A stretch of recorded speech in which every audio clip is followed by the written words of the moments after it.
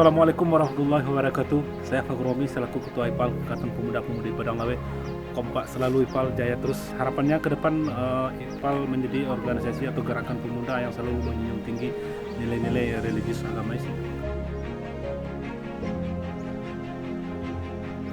dan selalu menjunjung tinggi nilai-nilai kegotong royongan, karena organisasi kita dilandasi dengan sosial, organisasi sosial. Ini adalah organisasi sosial. Semoga IPAL selalu jaya terus, kompak terus, aktif terus di segala bidang. Kompak terus IPAL.